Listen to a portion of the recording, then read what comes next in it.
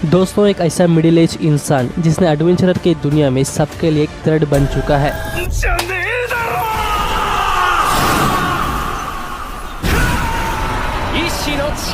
मैं बात कर रहा हूँ दी ओसा न्यूबी एडवेंचरर की, जिसमें शॉकिंग रिवील्स, जबरदस्त एक्शन फाइट सीन्स और कुछ ऐसे मोमेंट्स भी है जो आपका दिल छू लेगा। अगर आप एक बेहतरीन जर्नी देखना चाहते हो तो वीडियो के एंड तक जरूर देखना। और हाँ, अगर आपको ऐसी अनइम और मांगा कंटेंट चाहिए जिसमें ग्रेट स्टोरीज हो तो हमारे चैनल को सब्सक्राइब करो एंड बेल आइकन दबा दो ताकि अगली वीडियो मिस ना हो। तो चलिए शुरू करते हैं।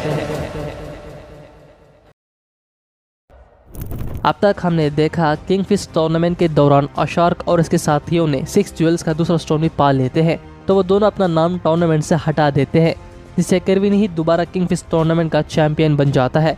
अशार्क और बाकी सभी अपने घर की तरफ निकल पड़ते हैं। इसके बाद अशार्क एंजेलिका को अपने साथ चलने को कहता है।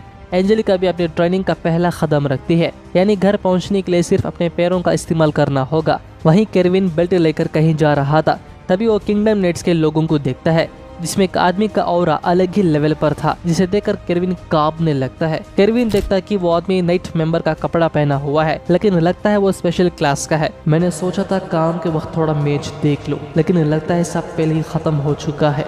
एंजेलिका उनके पीछे करते हुए कैसल तक पहुंच जाती है। ड्रैकुल और एल्डुवाफ उनका स्वागत करते हैं। तभी एक आदमी उन पर नजर रख रहा था। रिक पूछता है कि आखिर वो ओरेकल कम फिस्ट आने का फैसला क्यों किया, तो एंजेलिका बताते हैं कि वो अपने आप को स्ट्रॉन्ग बनाना चाहती थी ताकि उसकी नोबल्टी से अलग हो सके। रिक उसे समझाता है कि उसके ट्रेनिंग से भी ज्यादा अशार्क सेंसे का ट्रेनिंग काफी दर्दनाक होगा। एंजेलिका बताते हैं कि वो सबके लिए प्रिपेयर्ड है। अच्छा, तो चलो शुरू करते हैं। अशार्क उसके ट्रेनिंग अभी से ही शुरू कर देता है, जहाँ उसे मॉन्स्टर का सामना करना होगा। बट एंजेलिका स्लिप होकर उस मॉन्स्टर का शिकार बन जाती है, तो अशार्क उसे दोबारा जिंदा कर देता है। पहली बार मर के वो पूरी तरह फ्रीज हो जाती है। एंजेलिका रिक का मजाक उड़ाने के लिए और उसकी बात को सीरियस नहीं लेने के लिए अब गिल्टी फील करने लगती है। रिक कहता है कि कोई बात नहीं। तभी ड्रैकुल एंजेलिका और रिनेते को अपने साथ पूल पर ले चलती है, लेकिन तभी अचानक एक आदमी उन सभी को बंदी बना लेता है। एंजेलिका पूछती है कि वो कौन है।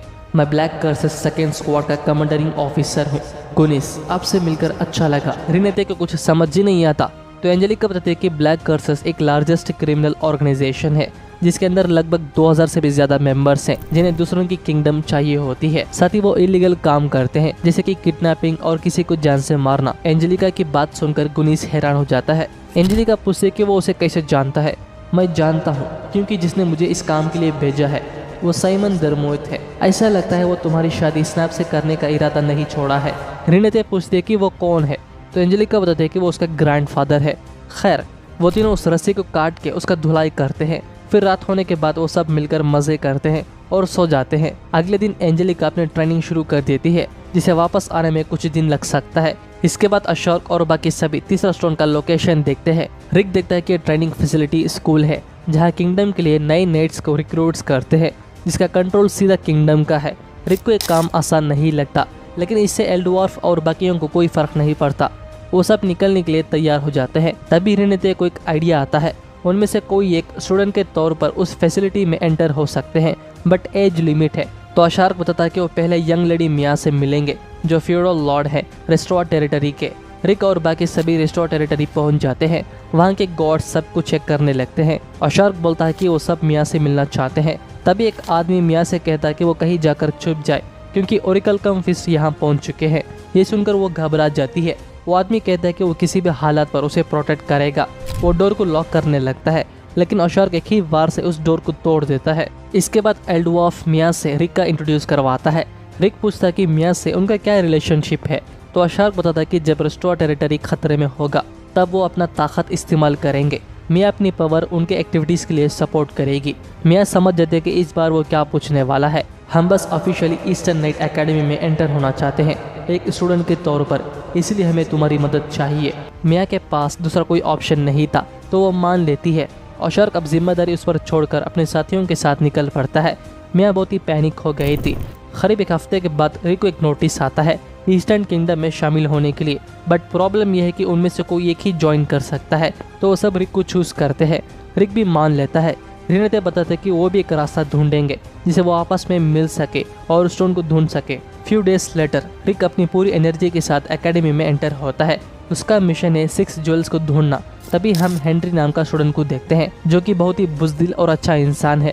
रिक अपने आप को इंट्रोड्यूस करता है, फिर वो बुक लेकर कोने में जाकर बैठ जाता है। रिक पूछता कि हेनरी, मुझे नहीं लगता कि तुम एक नाइट बनना चाहते हो, तो कौन सी चीज़ तुम्हें यहाँ आने पर मजबूर किया। हेनरी बताता है कि उसका फोर्स फेयर फैमिली बहुत ही मशहूर है और उसके डैड नोबल फैमिली से है, साथ ही एक एयरिंग फॉर्मर एडवेंचरर भी। और तो और उसकी माँ, भाई और सिस्टर सभी भी अपने पोजीशन में टॉप लेवल में है एक्सेप्ट उसके।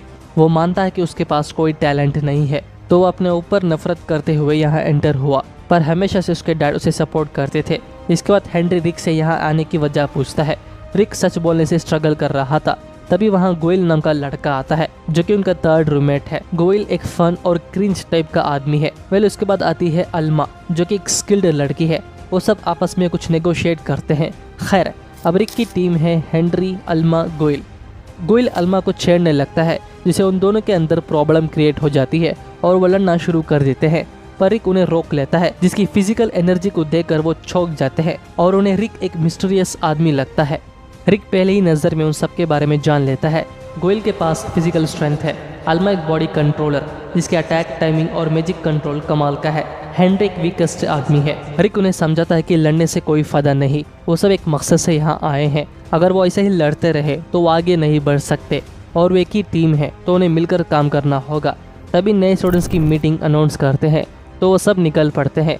अल्मा क्लास के टॉप स्टूडेंट में से एक है। स्कूल के हेडमास्टर क्लाइन सभी टीचर्स के साथ एक मीटिंग अरेंज करता है। वो देखते हैं कि इस साल स्पेशल ट्रेनिंग स्क्वाड मेंबर्स हैं ये 4 स्टूडेंट्स। वो बस उन चारों को बाहर निकालना चाहते थे, एक एग्जाम्पल के तौर पर, जो इस स्कूल में फिट नहीं हो सकते। पेडिक नाम का टीचर अपने आप को इंट्रोड्यूस करता है जो कि वो आने वाले 6 मंथ स्क्वाड 402 का इंचार्ज होगा। पहला ट्रेनिंग है, उन सभी स्टूडेंट्स की टैग नंबर एक माउंटेन पर रखा गया है। उनका मिशन होगा उनमें से हर एक बंदा अपने टैग वापस लाना चाहिए, जो कि यहाँ से 20 किलोमीटर डिस्टेंस का है।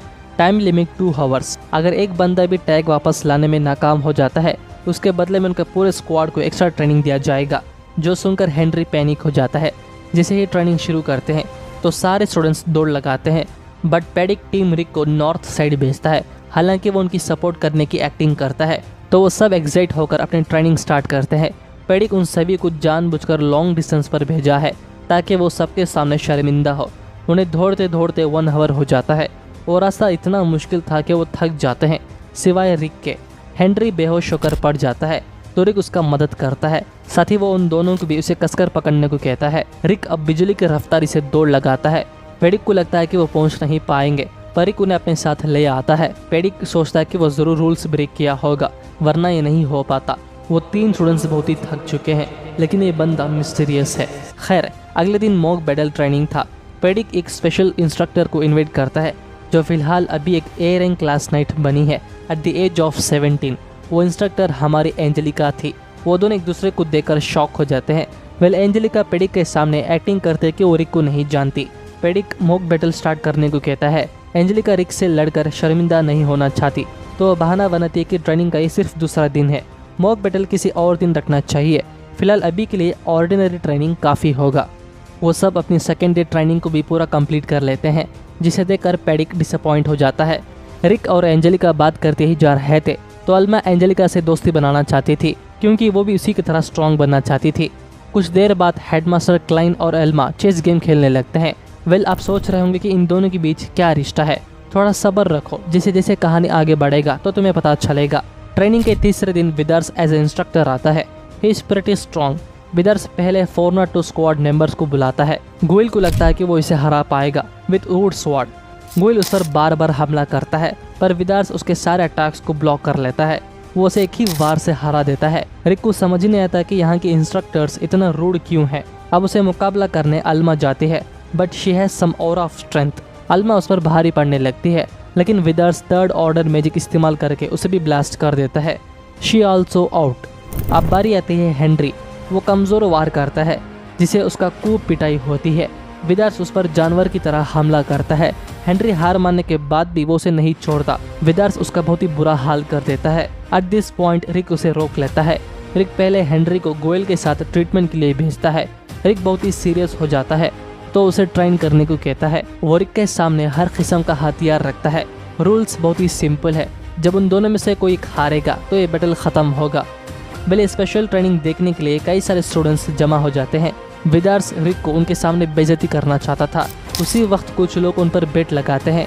गोयल और अल्मा ये देखकर शॉक हो जाते हैं, पर एंजेलिका रिक पर सारा पैसा दांव पर लगाती है। रिक के पास दिए गए सारे वेपन्स आयरन का है, वहीं विदार्स का स्टील से बनाया गया है जो कि बहुत ही स्ट्रांग है। तो विदार्स को लगता है कि उसे हराना नामुमकिन है। तभी हमें रिक के एक फ्लैशबैक दिखाते हैं।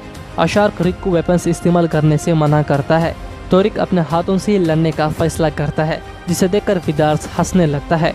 अब सारे लोग उनके बैटल्स देख रहे थे। विदार्स बिजली की रफ्तारी से उस पर हमला करता है। वो रिक और हेनरी का इंसल्ट करता है, तो रिक अपने एक ही वार से उसे हारा देता है, जो देखकर सभी पागल हो जाते हैं। विदार्स का इतना बुरा हाल हो गया था कि वो उठने का लायक ही नहीं रहा। एंजेलिका बेट पर जीत जाती है तो सच्ची प्रॉफिट भी मिलती है। तभी गोयल को भी किंग टूर्नामेंट फिस्ट का याद आता है, क्योंकि वो भी रिक का मैच वहाँ देख रहा था जो उस पूरे ग्राउंड को रूल कर रहा था। तभी वो दोनों समझ जाते हैं कि रिक को हराना उन टीचर्स की बस की बात नहीं। He is the king tournament winner. पेडिक कहता है कि इस तरह करने की वजह से वो उसे और उसकी टीम को एकेडमी से बाहर निकाल देंगे। तो रिक डिसाइड करता है कि जब जाना ही है वो उन्हें ख़त्म करके ही जाएगा। पेडिक डर के वहाँ से भागने लगता है। इसके बाद रिक एंजेलिका को कहता है कि अगर इसी तरह सिचुएशन होता रहा तो उसे ज़रूर बाहर भेज दिया जाएगा, लेकिन वो इसमें उन तीनों को इन्वॉल्व नहीं करना चाहता था जो सच में नाइट्स बनने की एम रखी है। रास्ते में उन्हें रिनते मिलती है, जो कि वो एक सर्वेंट की तरह एक्टिंग कर रही थी। फिर वो उन्हें एक सीक्रेट जगह ले चलती है जहां अशार्क और बाकी सभी इंतजार कर रहे थे। अशार्क पूछता है कि क्या उसे ज्वेल मिला, तो रिक कहता है कि नहीं। तो अशार्क डिसाइड करता है कि इसके बाद वो भी सीक्रेटली उस ज्वेल्स को ढूंढेंगे। पेडिक से बाकी टीचर्स और हेडमास्टर पूछते हैं कि आखिर वहाँ क्या हुआ, तो वो बताता है कि विदार्स रिकवर होने के लिए 5 मंथ्स लीव उठा लिया है। साथ ही वो 32 years old man king fish tournament का विनर है। उन्हें समझ ही नहीं आता कि आखिर वो यहाँ क्यों आया है। वहीं गोयल रिक से रिक्वेस्ट करता है कि वो उसे ट्रेन करें। हेनरी अब थोड़ा रिकवर हो गया था कि वो उसके पास थोड़ा रूड बिहेव किया। अब वो सब अच्छे दोस्त बन जाते हैं।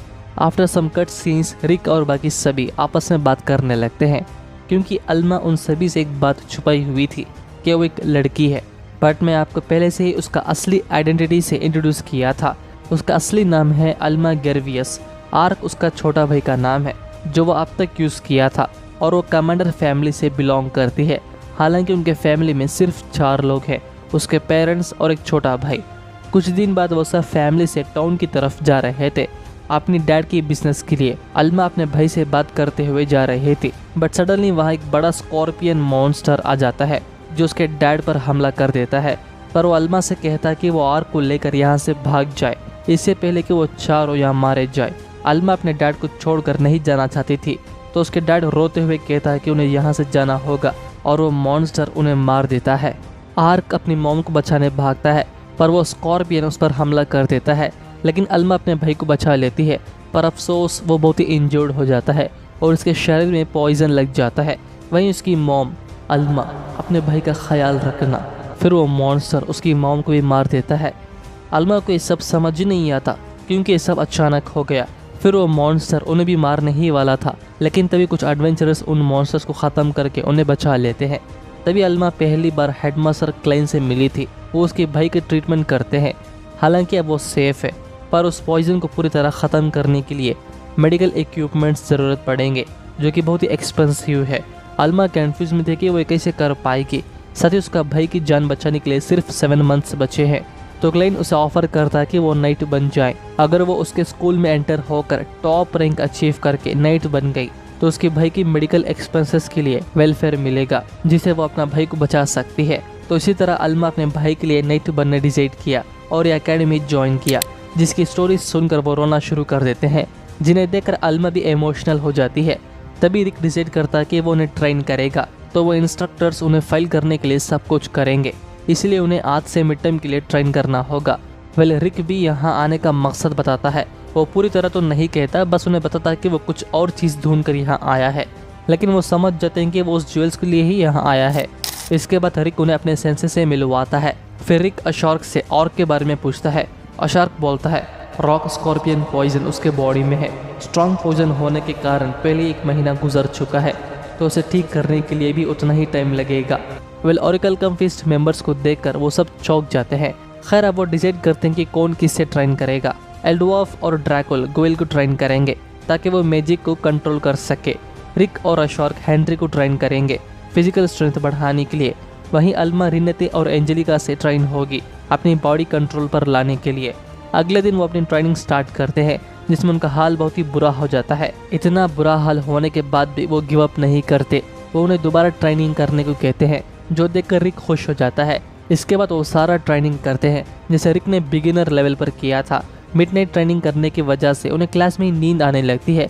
इसी तरह वो अपने क्लास और ट्रेनिंग को जारी रखे थे। स्कूल में दोबारा पेडिक उन्हें माउंटेन रन ट्रेनिंग करवाता है, पर इस बार वो सभी टाइमिंग में पहुंच जाते हैं जो देखकर पेडिक शॉक हो जाता है।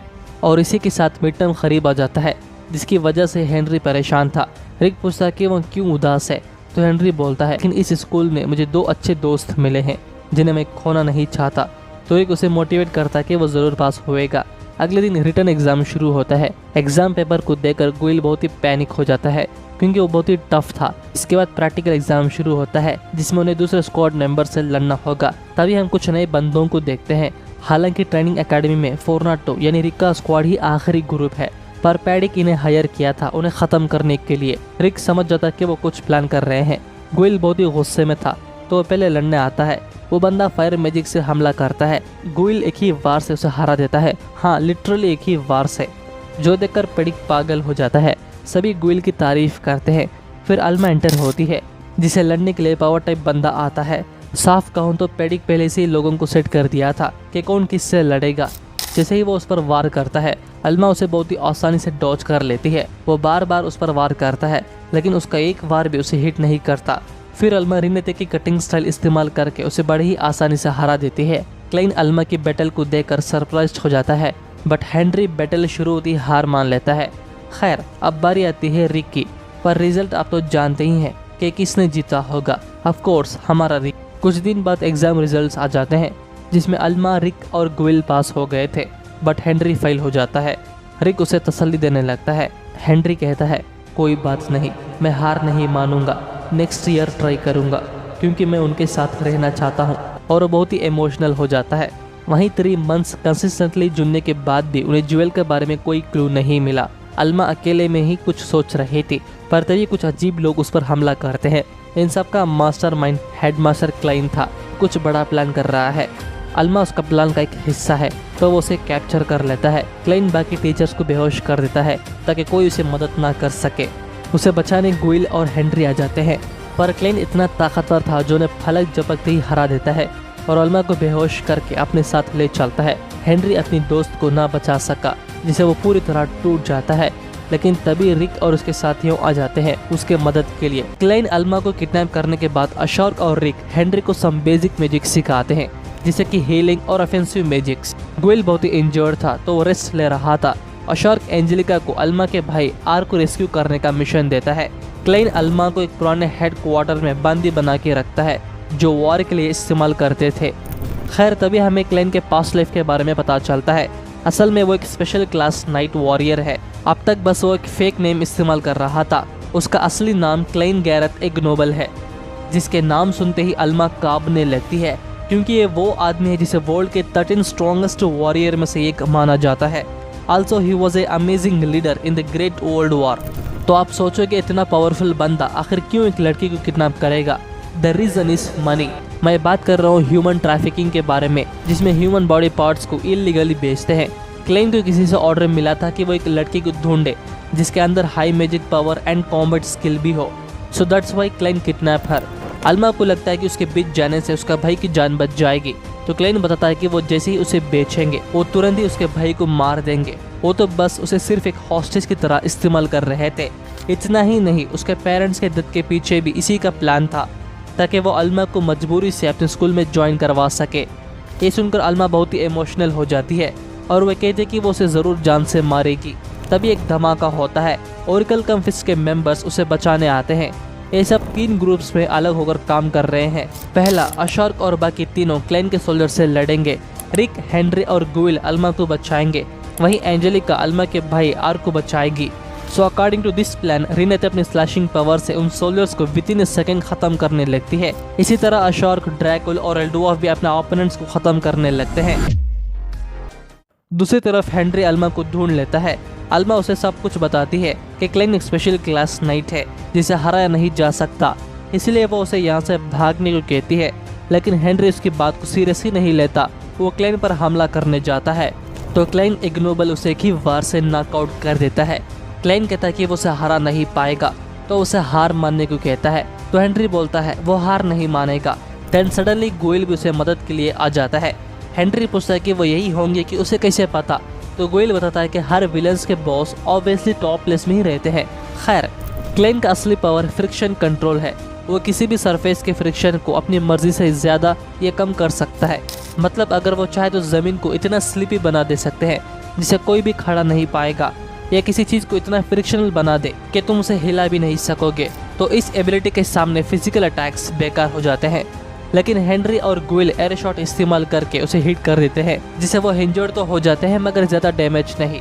पर तभी क्लेन अपने स्वॉर्ड से उसे मार नहीं वाला था, लेकिन गोयल बीच में आ जाता है जिससे वो सीवियर इंजर्ड हो जाता है। तो वह हेनरी से बहुत ही इमोशनली बात करने लगता है।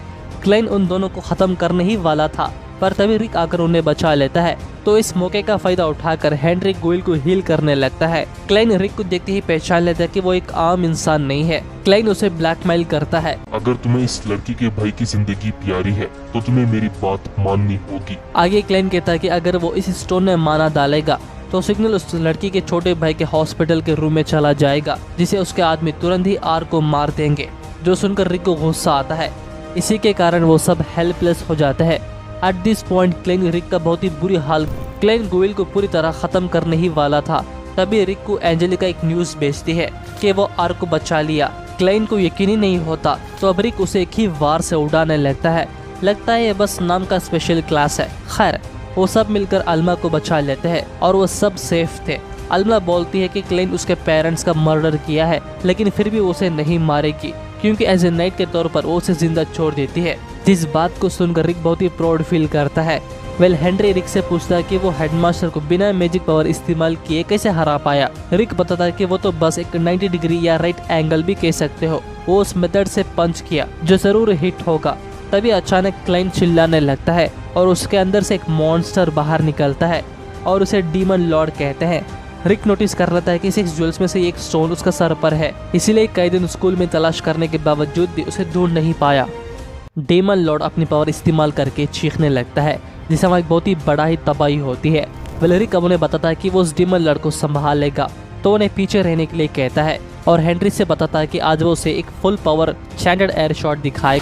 बट इतना पावरफुल अटैक करने के बाद भी डीमन लॉर्ड दोबारा रीजनरेट होने लगता है। रिक अपनी पूरी पावर इस्तेमाल करने की वजह से वो दोबारा एक पावरफुल अटैक नहीं कर सकता।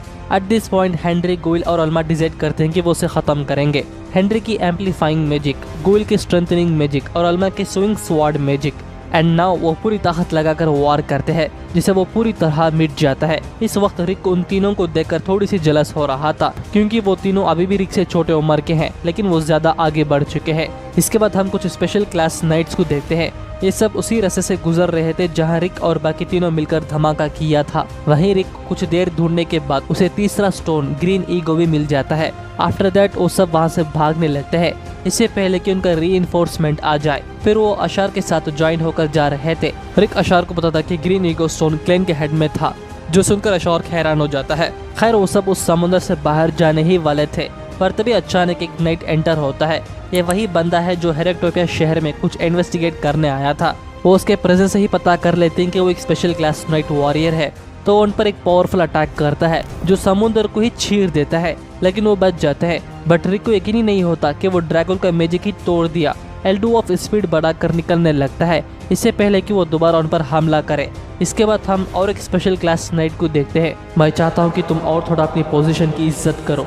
तो वो नाइट कहता है, मुझे माफ कर दो, मैं अभी तक इस दुनिया के उसूलों से पूरी तरह वाकिफ नहीं हूँ। खैर, क्लेन इग्नोबल एक सुस्त और बेकार आदमी है जो उस लेवल के ओपोनेंट्स के सामने टिक नहीं सकता। तो वो ओल्ड नाइट बोलता है, हाँ वो तो बस round table special class night का एक शर्मनाक हिस्सा था। आखिरकार हमें उसे सजा देने की भी जरूरत नहीं पड़ी। जो सुनकर वो मुस्कुराता है। वेल वो सब सेफली अपने घर पहुंच जाते हैं, जिस कैसल को देखकर गोयल और बाकी दोनों बहुत ही सरप्राइज हो जाते हैं। इसके बाद अल्मा अपने भाई को जाकर देखती है। अल्मा अशार्क और बाकी सभी को थैंक्स कहती है उसके भाई की जान बचाने के लिए। आर्क ठीक होने तक वो सभी वहीं रहते हैं। करीब 8 दिन के बाद उन्हें एकेडमी से एक नोटिस आता है। एकेडमी अगला महीना रीओपन होने वाला है। जिन्होंने भी अपने ड्यूटी में अनफेयर किया उन सभी को काम से निकाल दिया गया और ये सच्चाई लेडी मिया के बदौलत ही एक्सपोज हो पाई। आफ्टर दैट वो सभी शुरू से शुरुआत करने वाले हैं, जिसे हेनरी को वापस एकेडमी में जाने का एक मौका मिलता है, जो सुनकर वो सब खुश हो जाते हैं। साथ ही अल्मा भी वहाँ कंटिन्यू कर सकती है। हेनरी और गोयल ये सुनकर और भी खुश हो जाते हैं। वहीं आर्क पूरी तरह ठीक हो गया था, जिसे देखकर अल्मा इमोशनल हो जाती है। कुछ दिन बाद वो सब वापस एकेडमी में जाने तैयार थे। अल्मा उन सबको दोबारा थैंक्स कहती है। गोयल तो रोना शुरू कर देता है और वो चाहता है कि वो उसे दोबारा ट्रेन करे। रिक बोलता है कि वो जब चाहे आ सकता है। इसी तरह रिक और हेनरी की कॉन्वर्सेशन होती है। फिर वो चारों वापस जाने लगते हैं। इसके बाद उन्हें बहुत ही पेपर वर्क्स आ जाता है जो लेडी मिया की तरफ से था। रिक को तो अपनी जॉब की फ्लैशबैक याद आने लगता है। तो शार्क बताता है कि जब वो नाइट एकेडमी की करप्शन एक्सपोज कर रहे थे तब उन्हें लेडी मिया की और एक खर्च में आ गए। रेस्टोरेंट टेरिटरी में बहुत ही सारी प्रॉब्लम्स हैं, इसीलिए उन्हें हेल्प करना जाना होगा। रिक को ये सब टफ लगता है, लेकिन फिर भी वो मान लेता है। उनका पहला मिशन ही विलेज को बचाने का है, जहां ब्लैक कर्सेस नाम का ग्रुप ने उस विलेज को अपना अड्डा बना लिया है। रिक कहता है कि वो अकेले इस केस को संभाल लेगा, लेकिन रिनेते भी उसके साथ आना चाहती थी। तो दोनों एक साथ जाते हैं रेस्टोरेंट नॉर्थ साइड की तरफ, जहां बर्फ जमी हुई है। खैर रिक और रिनेते देखते हैं कि वहां कुछ गुंडे लोग विलेजर से पैसा वसूल कर रहे थे। तभी एंजेलिका भी वहां आ जाती है। वो तीनों एक दूसरे को देखकर अगेन शॉक हो जाते हैं। असल में एंजेलिका को यहाँ इन्फॉर्मेशन गैदर करने के लिए भेजा गया। साथ ही अब उसे और 2 लोग मिल चुके हैं जिसे इस केस को आसानी से खत्म कर सकते हैं। पहले तभी कुछ गुंडे लड़कियों को छेड़ रहे थे, तो एंजेलिका बोलते कि उन्हें गिरफ्तार कर रही है एज ए नाइट के तौर पर। तो गुंडे उसका मजाक उड़ाते हैं और उसे मारने आगे बढ़ते हैं, लेकिन तभी रिक उन्हें एक ही वार से उड़ाने लगता है। पर तभी उस लड़की को नहीं छोड़ते, तो रिनेते थंडरिंग स्लैश से खत्म करने लगती है। पर तभी उनमें से कुछ गुंडे अपने बॉस के पास जाकर बताते कि 3 स्ट्रेंजर्स उन पर हमला कर दिया है। तभी हम ब्लैक कर्सेस के लीडर को देखते हैं, जिसका ऑरा अलग ही लेवल का है। वो कहता है, तुम में से 1000 भी होते तब भी तुम उन्हें हरा नहीं सकते। आफ्टर सम कट सीन्स रिक और बाकी दोनों बॉस के कैसल में जाते हैं, जहाँ एक पावरफुल मैजिक बैरियर डाला गया है। तो रिक को अजीब लगता है। रिनेते बताते कि इवन रिक भी इस बैरियर को तोड़ नहीं सकता। लेकिन तभी अचानक रिनेते को दर्दनाक प्रेशर फील होता है और तभी उनके सामने बहुत ही बड़े ड्रैगन सेंटर होते हैं, जिसे देखकर वो हैरान हो जाते हैं और वो वहाँ से तुरंत निकलने ट्राई करते हैं, पर वो ड्रैगन्स उन पर हमला कर देते हैं। बट फिर भी वो वहाँ से सेफली निकल जाते हैं। खैर ये सब होने की वजह पास्ट में रिनेते के साथ जो ट्रोमा हुआ था उसी की वजह से। जब भी वो ड्रैगन की माना से हिट होती है तो उसके अपनी जिस्म की माना वाइल्ड हो जाती है और वो मूव करने का लायक नहीं रहती। डॉक्टर बताता है कि एल्व्स के बॉडी और मैजिक के दरमियान कनेक्शन बहुत ही स्ट्रांग होती है। ये सब किसी इंसान की वजह से हुआ था, तो इस पर इन्वेस्टिगेशन करना बहुत ही जरूरी है। वेल कुछ देर बाद रिनेते को होश आ जाता है, जिसे ठीक देखकर वो खुश हो जाते हैं। लेकिन रिनेते पूछते कि वो सब कौन है। रिनेते को अमनेशिया होते हुए देखकर वो दोनों परेशान हो जाते हैं। रिक को लगता है कि वो तो बस मजाक कर रही है, पर सच में वो सब कुछ भूल चुकी है, एक्सेप्ट उसके और उसके पेरेंट्स और एने के नाम के अलावा। एने कौन है उन्हें भी नहीं पता। तो डॉक्टर बताता है कि एक रेयर सिम्टम्स है।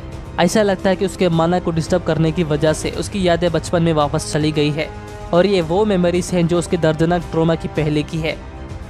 इसके बाद एंजेलिका उसे प्यार से बात करती है और वो अपनी और रिक की इंट्रोड्यूस करती है। वो रिक को बार बार मिस्टर कहकर बुलाती है, जिसे रिक को बहुत ही बुरा फील होता है। तभी हमें रिनेते के फ्लैशबैक दिखाते हैं। जब उसकी 7th बर्थडे सेलिब्रेट कर रहे थे तो उसके पेरेंट्स के साथ बहुत ही खुशी से जिंदगी गुजार रही थी। साथ ही एने नाम की लड़की से उसकी दोस्ती थी। जब वो एक साथ डिनर कर रहे थे तब रिनेते अपने पेरेंट्स से पूछते कि वो दोनों एल्फ्स हैं, लेकिन उनके हेयर कलर और स्किन कलर क्यों डिफरेंट्स हैं। तो उसके डैड बताते हैं कि एल्फ्स 2 ग्रुप्स में डिवाइड किए गए हैं। इसकी मॉम कॉमन एल्फ है और उसके डैड डार्क एल्फ। फिर वो कहता कि अगर वो उसी की कंट्री में ज़िंदगी गुजार रहे होते तो उन्हें एक वेल्थी और रॉयल फैमिली जैसी ज़िंदगी दे पाता। तो वो अपनी बेटी से माफ़ी मांगता है, लेकिन रिनेते बोलते कि उसे वैसी ज़िंदगी नहीं चाहिए, उसके लिए यही मज़ेदार है। जो सुनकर उसका डैड स्माइल करता है। कुछ देर बाद रिनेते वुड्स उठाकर अपनी मॉम की हेल्प के लिए जाती है, लेकिन तभी अचानक एक ब्लास्ट होता है। ब्लास्ट के दौरान वो भी घायल हो जाती है। जैसे ही वो बाहर जाकर देखती है सारा शहर तबाह हो गया था, जो देखकर वो पूरी तरह टूट जाती है और अपने पेरेंट्स को ढूंढती है। तभी उसे अपनी मॉम के हाथ दिखता है, जिनका शरीर पूरी तरह जल के राख हो गया था। ये देखकर वो रोना शुरू कर देती है। तभी एक आदमी कहता है, क्या तुम अब भी जिंदा हो? रिनेते अंडरग्राउंड में थे, इसीलिए वो बच गई। खैर, रिनेते पूछते कि उसने ऐसा क्यों किया, तो वो बताता है कि ये तो बस एक एक्सपेरिमेंट है, ये देखने के लिए कि उसका वेपन का पावर कितना है। तो रिनेते कहती है कि क्या तुमने इसीलिए मेरे पेरेंट्स और एने को मारा? वो आदमी उसे जिंदा छोड़ देता है, लेकिन जाने से पहले वो उसे एक कर्स मार्क लगा कर जाता है, जिसे एक ड्रैगन का सिंबल बन जाता है। मैं हूँ ब्लैक कर्सेस का टॉप मेंबर, मुझे सब ड्रैगन लॉर्ड के नाम से जानते हैं। जब तुम बड़ी होगी और स्ट्रांग बनोगी तब मुझे ढूंढ कर आना। इसके बाद वो बेहोश होकर पड़ जाते हैं, तो कुछ लोग उसे बांदी बनाकर उठाकर ले जाते हैं। इन अदर वर्ड्स, एक बिजनेसमैन रिनेते को अपने बिजनेस के लिए खरीद लेता है और उस पर स्लेव मैजिक डाल देता है, जिसे वो ना भाग सकती है और न ही उसके अगेंस्ट हो सकती है। वो उसे एक अंडरग्राउंड एरिना में ले चलता है, जहाँ कुछ कमीनों को इंसानों की जिंदगी एंटरटेनमेंट है। वो रिनेते एक मॉन्स्टर से मरने के लिए कहता है और वो अनाउंस करता है, इसका नाम है रिनेते, एक हाफ हेल्फ और एक हाफ डार्क हेल्फ, साथ एक अल्ट्रा रेयर स्पेसिमेन है जिसे कहीं पर भी नहीं देखा गया। दूसरी तरफ है एक खतरनाक भेड़िया। चलो देखते हैं इनमें से कौन जिंदा बचता है। वो भेड़िया उस पर बुरी तरह हमला करता है, जिससे वो घायल हो जाती है और वो रोते हुए अपने पेरेंट्स को याद करने लगती है। तभी उसे ड्रैगन लॉर्ड की बात याद आने लगती है। उस कर्स मार्क का इस्तेमाल करो और मेरे लिए जिंदा रहो। तो रिनेते एक ही हमले से उस भेड़िया को खत्म कर देती है, जिसे देखकर वो हैरान हो जाता है। अब सिर्फ रिनेते का एक ही मकसद है, उसके पेरेंट्स का और एने का बदला लेना। इसी तरह कुछ दिन और साल गुजर जाते हैं। जब रिनेते 15 साल की हो गई थी, तब तक वो करीब 10,000 ओपोनेंट्स को हरा दिया था। इवन वो बिजनेसमैन भी हैरान हो जाता है कि अब वो उसके इक्वल लेवल ओपोनेंट को नहीं ढूंढ पाएगा। लेकिन उसका आज आखिरी टूर्नामेंट है, जिसमें उसे एक बहुत ही बड़ा ड्रैगन से लड़ना होगा। रिनेते उस ड्रैगन का मानस से ही पता कर लेते कि ये ड्रैगन उसी आदमी का है, जिसे वो अगेन कांपने लगती है। पर तभी दो बंदे एंटर होते हैं और वो थे अशोक और उसका साथी। वो दोनों अपने ग्रुप्स में बंदे ज्वाइन करने आए थे। तभी वो रिनेते को देखते हैं। अशोक स्लेव मैजिक तोड़ देता है, लेकिन अचानक वो ड्रैगन उन पर हमला करता है, तो उसका साथी उस ड्रैगन को एक ही वार से मार देता है। रिनेते भी उस बिजनेसमैन का हाथ काट के अपनी मॉम की रिंग वापस उठा लेती है। फिर उसे अपनी पैलेस में ले चलते हैं फॉर हर ट्रीटमेंट, लेकिन उसके लिए थोड़ा समय लगेगा। इसीलिए अशोक उसे अपनी एडवेंचरर पार्टी में ज्वाइन करने को कहता है। तो इस तरह मिस रिनेते ओरेकल कम फीस में ज्वाइन हुई थी। नाउ अब सीन प्रेजेंट में शिफ्ट होता है। एंजेलिका रिक को बताती है कि रिनेते की मेमोरीज वापस आ चुकी है, लेकिन उन्हें एक थ्रेड है, ड्रैगन्स को उन्हें ख़त्म करना होगा इससे पहले कि वो कुछ प्रॉब्लम्स क्रिएट करे। दैट्स वाई वो दोबारा ड्रैगन को ढूंढ कर जाता है। बट सडनली तभी मर्सरी नाम का बंदा उन ड्रैगन्स पर सवार होकर आता है, जो एक एस रैंकर है। वो पहले से ही रिक और एंजेलिका के बारे में जानता था, क्योंकि वो हमेशा अपने दुश्मनों के बारे में जान लेता है, जो उसके ब्लैक कर्स ऑर्गेनाइजेशन के लिए थ्रेड है। मर्सरी को rest of the world dragon Lord के नाम से जानते हैं and is most wanted criminal in the world, जो अभी उनके सामने खड़ा है। मर्सरी अब एक ड्रैगन को साउथ की तरफ भेजता है, वहाँ के अक्रॉस सारे टाउन्स को राख करने के लिए। तो रिक उसे रोकने जाता है। वही एंजेलिका उससे पूछते है कि वो क्यों इस विलेज को एक बेसमेंट की तरह इस्तेमाल कर रहा है। तो मर्सरी कहता है कि वो सारे ड्रैगन्स को एक जगह पर इकट्ठा करना चाहता है, ताकि उसकी फाइटिंग पावर्स और ज़्यादा स्ट्रॉन्ग रहे। एंजेलिका उसे अरेस्ट करके अपने ग्रेटेस्ट अचीवमेंट में से एक बनाना चाहती है, तो मर्सरी ट्राई करने के लिए कहता है। ऑन द अदर साइड वो ड्रैगन टाउन की तरफ बहुत तेजी से आगे बढ़ रहा था, तो रिक अपने फुल स्पीड ऑफ एनर्जी के साथ उस पर वार करता है। एंजेलिका भी अपना स्वॉर्ड से उस पर हमला करती है, लेकिन कोई फायदा नहीं। वो ड्रैगन उसे पकड़ लेता है और उसे कुचलने लगता है। तभी सडनली उसका हाथ कट जाता है। रिनेते वापस अपने फायर मोड में आ चुकी है। एंजेलिका रिनेते को सब एक्सप्लेन करती है कि वो किससे लड़ रहे हैं, लेकिन रिनेते कहते हैं कि वो जिससे लड़ रहे हैं वो ड्रैगन लॉर्ड नहीं है। असल ड्रैगन लॉर्ड को तो वो देख चुकी है, उसकी शक्ल, उसकी ताकत और उसका मानना सब एंटायरली डिफरेंट है। तो वो कहता है कि रियल ड्रैगन लॉर्ड उसे मिलना चाहता था। वो रिनेते को मार नहीं सकता क्योंकि उसकी अथॉरिटी उसे रोक रही है, बट वो एंजेलिका को मारना चाहता है। तो रिनेते उस ड्रैगन को चीर देती है। वहीं रिक भी उस ड्रैगन को ख़त्म कर दिया था। अब उसके पास कोई ड्रैगन्स नहीं लड़ने के लिए, तो वो गायब हो जाता है, जो देखकर रिक हैरान हो जाता है। एंजेलिका कहती है कि पहले उन्हें इंजर्ड लोगों का मदद करना चाहिए। रिनेते अपनी ज़िंदगी में आगे नहीं बढ़ सकती जब तक वो ड्रैगन लॉर्ड से अपनी प्रॉब्लम को सेटल नहीं कर लेती। इसके बाद मर्सरी अपने असली बॉस के पास जाता है। वो कोई और नहीं, रिनेते को ट्रीटमेंट करने वाला डॉक्टर ही असली ड्रैगन लॉर्ड है। असली ड्रैगन लॉर्ड उस डॉक्टर का शरीर इस्तेमाल कर रहा है एंड मोरओवर वो रिनेते से जल्द ही मिलना चाहता है। कुछ दिन बाद रिनेते अपने फैमिली मेम्बर्स की कब्रिस्तान जाती है, जहां वो उनके लिए प्रे करती है और वो हैप्पी फील करती है। उसी वक्त एक बी रैंक एडवेंचरर एंटर होता है। वो ड्रैगन को हंट करने आया था।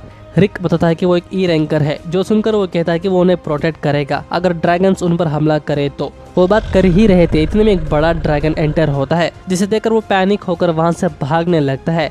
असल में ड्रैगन रेनहार्ड का है, जिसका नाम जॉर्ज है। रिक उन दोनों को रेनहार्ड सेंसे के पास ले जाने के लिए कहता है, क्योंकि वो कुछ डाउट्स को कंफर्म करना चाहता है। तो जॉर्ज भी उन्हें सेफली छोड़कर चला जाता है। रेनहार्ड को देखकर रिक थोड़ा पैनिक हो जाता है। आफ्टर दैट वो उससे बताता है कि वो कुछ दिन पहले एक स्पेशल क्लास नाइट से बैटल किए थे, जो 6 ज्वेल के स्टोन में से एक स्टोन अपने बॉडी में रखकर स्ट्रेंथ के लिए स्टोन का माना यूज कर रहा था। रेनहार्ड को ये बात बिलीव करना मुश्किल था। इवन जो 5 लेजेंडरी एडवेंचरर्स हैं, सिर्फ उनमें से तीनों को ही 6 ज्वेल्स के बारे में पता है, इंक्लूडिंग रेनहार्ड। और रेनहार्ड इतना श्योर था कि बाकी 2 लोग भी इस तरह high level secret information leak नहीं करेंगे। लेकिन बात यह है कि अगर किसी ऑब्जेक्ट में ज्वेल इंसर्ट करना हो तो ये कुछ ही लोग इंसर्ट कर सकते हैं, खासकर मिज़ेट जैसे लोग। लेकिन एक लिविंग बीइंग के अंदर एक ज्वेल एम्बेड करना, ये काम इस दौर के किसी भी इंसान के लिए इम्पॉसिबल है, एक्सेप्ट एक के, goddess of the magic cloth, Rosette, जो एक ग्रेटेस्ट मैजिक इंजीनियर है इस हिस्ट्री की, जो ये कर सकती है। बट अब वो नहीं रही। इससे बात कंफर्म हो जाता है कि ज़रूर इसके पीछे कोई हो सकता है, वो शख्स जो लेजेंडरी यमामोतो के एरा में बच गया हो। रेनहार्ड कहता है कि वो इस चीज़ पर नज़र रखेगा, जो सुनकर रिक उसे थैंक्स कहता है। इसके बाद रिक और बाकी सभी दूसरे स्टोन की लोकेशन ढूंढते हैं, और वो स्टोन मिज़ेट के होम टाउन में ही है, एल्फोनिया, जो कि बहुत ही बड़ा खूबसूरत और अमेजिंग कंट्री है। Like king statue, boat races, movie scenes, vehicles और भी कई सारी चीज़ें हैं। मिज़ेट बताता है कि इनमें से कुछ चीज़ों को वो खुद ही इन्वेट किया था, जो सुनकर रिक हैरान हो जाता है। On the other side Angelica भी उस शहर में एंटर होती है, जिसे अगेन वो दोनों एक दूसरे को देखकर सरप्राइज हो जाते हैं, बट उन्हें इसकी आदत पड़ चुकी थी। एंजेलिका पूछते हैं कि रिनेते कहाँ है। तभी हम रिनेते को देखते हैं, जो कि उसे एक मैजिक बैग में छुपा कर रखे थे, क्योंकि एल्फोनिया और ब्लैक सैंडकम 2 अलग मुल्क हैं और दोनों के बीच कोल्ड वॉर चल रही है। ब्लैक सैंडकम एक ऐसे मुल्क है जहाँ डार्क एल्फ्स रहते हैं। ये लोग थोड़े डेंजरस है, इसलिए रिनेते की सेफ्टी के लिए उसे छुपा कर ले आना पड़ा। वो जैसे जैसे अपने पैलेस छोड़कर दूर जा रहे हैं, चीज़ और भी ज़्यादा ख़राब होती जा रहा है। यहाँ से आगे का इलाका स्लम्स कहलाता है। उस इलाके में ज़्यादातर ब्लैक हेयर एल्फ्स जी रहे हैं। ज़्यादा माना रहने वाले एल्फ्स की हेयर ब्राइट होती है, तो इसका मतलब जो एल्फ्स यहाँ रहते हैं उनके पास ज़्यादा माना नहीं होती, जैसे कि रिक। तभी एक बंदा अपने एल्फ स्टाफ को बुरी तरह मारता पीटता है, जिसके पास एकदम लो लेवल माना है, जैसे कि गॉब्लिन जितना। उन्हें गॉब्स कहते हैं, और ऐसे लोगों को हमेशा बेइज्जती और लोगों के टॉर्चर झेलना पड़ता है। खैर कुछ देर बाद मिज़ेट उन सभी को डेंजन के एरिया में ले चलता है, जो अप्रॉक्सीमेटली 108 मीटर्स का एरिया फैला हुआ है, जिसके अंदर कई सारे ट्रैप्स और मॉन्स्टर्स भी है। एंड ट्रैप सेट करने वाला मिज़ेट ही था। इसी जगह 6 ज्वेल्स का वो स्टोन छुपा कर रखा है, इसलिए मिज़ेट उन्हें यहाँ लेकर आया। रिक अब डेंजन के अंदर जाने के लिए साइन करता है, और वहाँ कई सारे एंट्रेंस हैं जिसके अंदर ट्रैप्स और मॉन्स्टर्स रहते हैं। वहाँ की रिसेप्शनिस्ट बताते हैं कि डेंजन के एंट्रेंस खोलना और तोड़ना बहुत ही मुश्किल है, अगर वो ओपन कर सके तो अंदर जा सकते हैं। सो अशार्क बताता है कि वो 3 ग्रुप्स में डिवाइड होकर उस स्टोन को ढूंढेंगे, बट एंजेलिका उनके साथ पार्टिसिपेट नहीं करना चाहती। तब एक एल्फ लड़की एंट्रेंस को अपनी पूरी ताकत के साथ ओपन कर देती है। खैर अब ये लोग भी रेडी हो जाते हैं, लेकिन वहाँ के कुछ एल्फ्स उन्हें देखकर हंसने लगते हैं और उनका मजाक उड़ाते हैं। बट यू नो व्हाट, वो सभी एक ही वार से उसे तोड़ देते हैं। डेंजन के अंदर हम एक पार्टिसिपेट को देखते हैं, वो एक मॉन्स्टर से डर के भाग रहा था, लेकिन वो मॉन्स्टर उसे खा जाता है। रिक देखता है कि वो एंट्रेंस बाय डिफॉल्ट क्लोज हो जाता है। रिनेते अब उस बैग से बाहर आकर मिज़ेट और बाकियों को कॉल करती है। एंजेलिका पहली बार मोबाइल को देखकर इम्प्रेस हो गई थी। अगेन ये डिवाइस भी मिज़ेट ही ने बनाया था। देन सडनली एक शार्प ब्लेड एंजेलिका के सर काटने ही वाला था। लकीली वो बच जाती है, बट वो बहुत ही पैनिक हो गई थी। अगेन तभी वहाँ एक स्पाइडर मॉन्स्टर आता है, तो ड्रैकुला अपने फायर मैजिक इस्तेमाल करके उसे ख़त्म कर देती है। इसी तरह शार्क और रिनेते कई सारे प्रॉब्लम्स फेस करते हैं, जो वो आसानी से पार कर जाते हैं। ऑन द अदर साइड वो लड़की के पीछे एक बड़ा सा स्नेक पीछा कर रहा था, तो रिक एक ही वार से उसे मार देता है। तभी हम एल्फोनिया के किंग प्लेस को देखते हैं, जहाँ एक सर्वेंट अपने किंग एडवर्ड से बताता है कि मिज़ेट वापस अपने एल्फोनिया कंट्री में आ चुका है। जो खबर सुनकर एडवर्ड कहता है कि तुम वापस आ गए इतने अरसे बाद सिर्फ उस चीज़ को पाने के लिए। उस लड़की का नाम है फ्रेया। एक्चुअली वो किसी की हेल्प नहीं चाहती, वो इसलिए इस डेंजन आई है ताकि वो अपने आप को प्रूव कर सके और इस कंट्री का अनफेयर सिस्टम बदला सके। ये सब इसलिए करना चाहती थी क्योंकि उसके पेरेंट्स को ब्रूटली मार दिया गया सिर्फ ब्लैक हेयर एल्फ रहने के लिए, इसलिए उसका गोल इतना बड़ा है।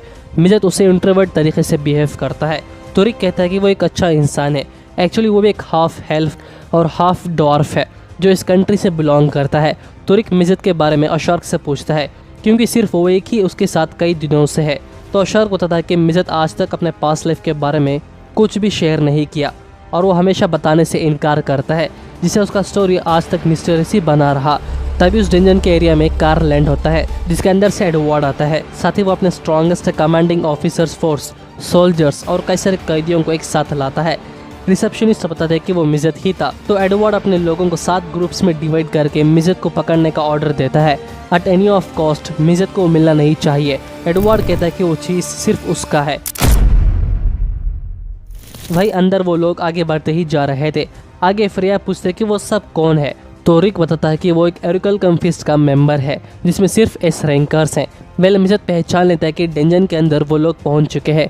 रिक को कुछ समझ ही नहीं आता। तो मिज़त बताता है कि द करंट किंग ऑफ एल्फोनिया एडवर्ड द 9th, जिसके नीचे स्पेशल फोर्स जो मैजिक वॉरफेयर के लिए है और 6 कमांडिंग ऑफिसर्स भी। रिक को ये बात सुनकर यकीन ही नहीं होता कि इस कंट्री का राजा खुद यहाँ आएगा। फ्रेया कहती है कि एल्फोनिया कंट्री में जिसके पास ज़्यादा माना होती है तो उन्हें ज़्यादा प्रायोरिटीज मिलती है।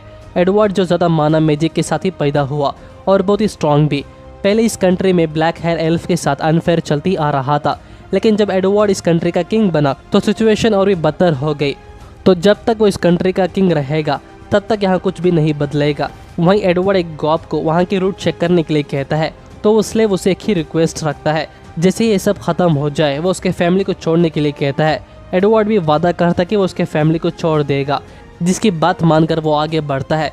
देन सडनली बम ब्लास्ट होकर वो वहीं मर जाता है। इसी तरह वो कुछ कैदियों को बलि देता है। इसके बाद कमांडिंग ऑफिसर्स भी अगेन उन कैदियों में से एक को रूट चेक करने के लिए कहता है। तो जैसे ही वो आगे बढ़ता है तो वाल के ट्रैप में फंस कर वो नीचे गिर जाता है, जिसे देखकर वो मजाक उड़ाता है। उसके साथ और एक कैदी भी था जो बहुत ही डरा हुआ था। तभी सडनली वहाँ फ्रेया, रिक और मिज़त एंटर होते हैं। इसके बाद हमें फ्रेया की फ्लैशबैक दिखाते हैं। फ्रेया अपने पेरेंट्स से कहते कि उन्हें शहर छोड़कर कहीं ऐसा जगह चले जहाँ वो आज़ादी से जी सके, लेकिन उसका बाप जिसे असल दुनिया का सच पता है वो उसे समझाता है कि यहाँ से जाने के लिए इजाज़त चाहिए होती है और ब्लैक हेयर वाले एल्फ्स को यहाँ इजाज़त कभी नहीं दी जाती। अगर कोई चुपके से भागने की कोशिश करता है तो उसे या तो गुलाम बना दिया जाता है या उसे मार दिया जाता है। उसकी माँ कहती है कि उन जैसे लोगों की यहाँ कोई वैल्यू ही नहीं। तो फ्रेया डिसाइड करते कि वो अपनी स्टडीज छोड़कर एक नौकरी करेगी ताकि वो अपने पेरेंट्स को सपोर्ट करे। तो उसकी आंटी फ्रेया को एक बिल्डिंग कंस्ट्रक्शन में काम दिलवाती है, जहाँ 3 मंथ्स काम करने के बाद भी सिर्फ 87,000 लक्स ही मिलता है, जो कि बहुत ही कम है। पर जैसे ही वो घर जा रही थी एक बंदा आकर उससे अपना पैसा छीन लेता है। फ्रेया उससे भीख मांगती है कि इस पैसे से वो अपने पेरेंट्स को कुछ खिला सकती है, लेकिन वो बंदा उस पर बिना रहम करे उसे मार के नीचे धकेल देता है। गाइस लिटरली इस सीन देखकर मुझे बहुत ही गुस्सा आया। एरन यहाँ होता तो क्या करता।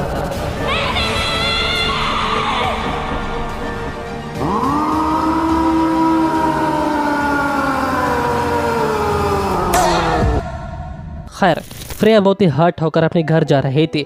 तभी रास्ते में कई सारे लोगों की भीड़ जमा हो गई थी। कहते हैं गॉब्स लोगों एक नए कानून लाना चाहते हैं। लोगों से सिग्नेचर इकट्ठा कर रहे थे। वो तो बस बच्चों का काम करने के हालात बेहतर बनाना चाहते थे, लेकिन ऐसा कभी भी नहीं होने वाला। तभी हम फ्रेया के पेरेंट्स को देखते हैं जिन्हें बहुत ही ब्रूटली मारा गया था। फ्रेया उन्हें देखकर चीखने लगती है। उसका फादर उससे माफ़ी मांगता है उसे इस हालत में धकेलने के लिए, लेकिन फ्रेया किसी डॉक्टर को लाना चाहती थी। तो उसका फादर कहता है कि कोई बात नहीं, क्योंकि इस कंट्री में ऐसा कोई डॉक्टर नहीं जो ब्लैक हेयर एल्फ्स को बचाए। कैसे घटिया लोग हैं इस दुनिया में। अनफॉर्चुनेटली उसके पेरेंट्स मर जाते हैं। फ्रेया जानती थी कि एडवर्ड इस डंजन के अंदर कुछ हासिल करना चाहता है, बट बिफोर दैट वो उसे पाना चाहती है। Now in present Freya commanding officer से लड़ने के लिए तैयार हो जाती है। एट द सेम टाइम वो ऑफिसर एडवर्ड को बताता है कि मिज़त ठीक उसके सामने ही खड़ा है। तो एडवर्ड भी उसका माना लोकेशन मार्क करने के लिए कहता है। देन वो ऐसा ही करता है। वेल वो ऑफिसर उनसे लड़ने के लिए एक बंदा छोड़कर नेक्स्ट डंजन की तरफ आगे बढ़ता है। तभी वहाँ और 2 एल्फ्स आते हैं। वो फ्रेया का मजाक उड़ाते हैं कि वो एक ऑफिसर को हरा नहीं सकती, लेकिन अब इन दोनों के बीच बैटल शुरू हो जाती है। वो बंदा फायर मैजिक यूज करके उस पर वार करता है, बट फ्रेया उसे डॉज कर लेती है। फिर अपने पावरफुल अटैक करने ही वाले थी, लेकिन वो एल्फ्स उस पर पत्थर फेंक के उसे डिस्ट्रैक्ट कर देते हैं और उसे बेइज्जती करते हैं। इस मौके का फायदा उठाकर वो सोल्जर उसे मारने आगे बढ़ता है। रिक का गुस्सा बहुत ही पीक लेवल में था, तो वो इस बैटल में एंटर होकर उसे की वार से ख़त्म कर देता है। फ्रेया को लगता है कि शायद उसे और भी स्ट्रांग बनना होगा, तो रिक डिसाइड करता है कि वो उसे ट्रेन करेगा। तो शार्क और बाकी सभी भी उसे सपोर्ट करते हैं। शार्क बताता है कि सिर्फ रिक ही एक ऐसा इंसान है जो बहुत ही हाई लेवल ट्रेनिंग किया, जो रेस्ट ऑफ द वर्ल्ड के ह्यूमंस नहीं कर सके। रिक उसे और भी ज़्यादा मोटिवेट करता है, जो सुनकर उसे एनर्जी मिलता है और वो ट्रेनिंग के लिए मान लेती है। तो सारे लोग खुश हो जाते हैं। वेल अब ये लोग आगे बढ़ते हैं, जहाँ उन्हें कई सारे ट्रैप्स का सामना करना पड़ता है। साथ ही वो ट्रेनिंग्स को भी जारी रखते हैं। तभी एक मॉन्स्टर उन्हें अटैक करने आता है, लेकिन इस बार मिज़ेट उसे कुछ ट्रिक्स सिखाता है।